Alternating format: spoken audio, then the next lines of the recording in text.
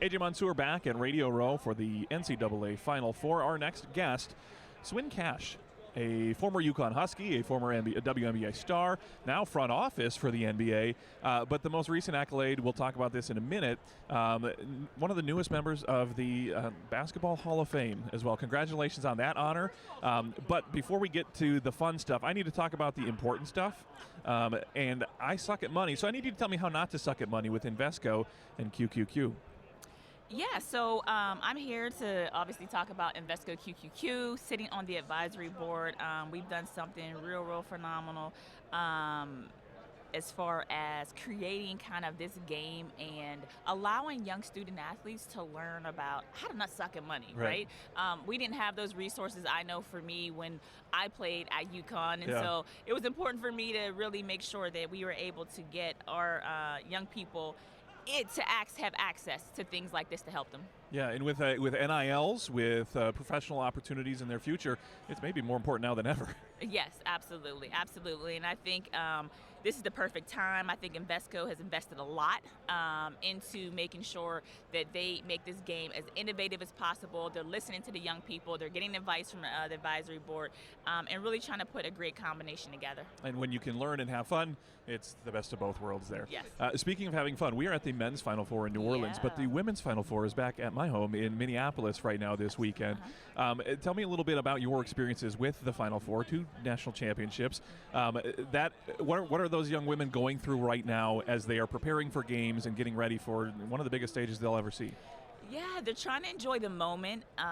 They are trying to make sure that they're taking care of themselves and not breaking their routines, because once you get to the Final Four, you're getting more calls, more texts, more family. Everybody wants time. And you don't have time to give because you want to make sure that everything is very calm. It's the same journey that you had at the first game of the tournament down to the Final Four, that level of focus and intensity. And we used to talk about you got to just start going in the locker room, keep everything in the locker room and keep it tight so that you're all on the same page. And there's responsibilities as Final Four teams. Early in the week, you're certainly getting pulled for interviews, but by this time in the week, you're locked in. You're doing meetings. You're doing practice. The practices are a little different because they're in front of people now. They're trying to make a spectacle out of this. Well, there's that practice in front of people, and then there's the also real practice. Another practice that people don't know. So it's a show, is what you're saying. Okay. It's nice for pictures. As many practices as you can get in, that's good there. Clearly, you are paying attention to the University of Connecticut. Paige Bueckers from Minnesota. We pay attention to Connecticut basketball because of Paige Bueckers, but I want to talk too about the NIL and how that has kind of changed the playing field for all of college athletes, but specifically for women college athletes too. She's signing. She just signed one. I forget exactly what it's with, but it has a local angle to raise food and awareness for people who are in need of food. There's good things you can do with this. So it's not just a profit for the players, which is an awesome thing, and they've earned it, and they need to be compensated for all that. But at the same time, when you see good people doing good things with the platform they're given, that's got to be a warm feeling for everybody. But when you see someone who is at UConn, is close to you, that opportunity is it's a cool situation. Yeah, I mean, I really love Paige, and I tweeted last night that I love to see what she did.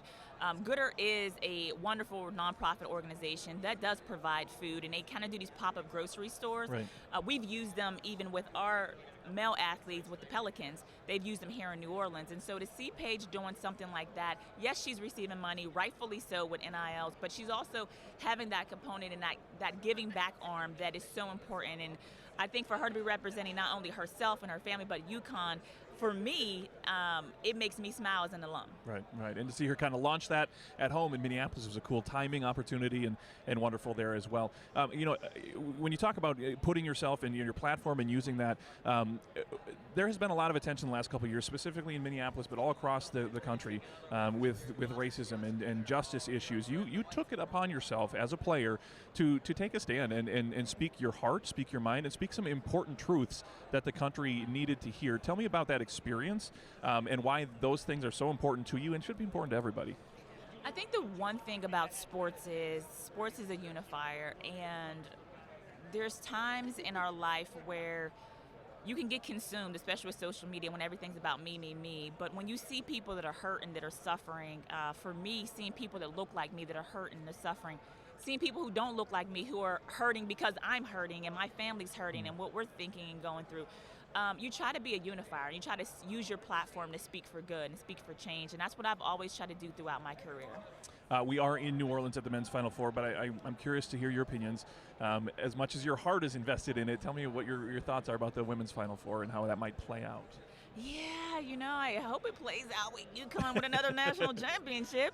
But it's going to be fun. I mean, if you watch those Elite Eight games, we're talking, getting after it. We're going into overtime. Oh my gosh. I'm over here stressing. I'm in my group chat. Sue's saying wild stuff. Asia's saying wild stuff. We're trying to figure out what's going on. But the Huskies pull through. Like, that's what's so fun. It's like, you see the game that's happening, but you don't even see like the alumni, people that love like their teams that are pulling for them. And I'm glad that the women's game is being showcased on such a high level so people can see that these ladies have game and our game is in a great place and it's in great hands. That sounds like a fun group text to be involved in.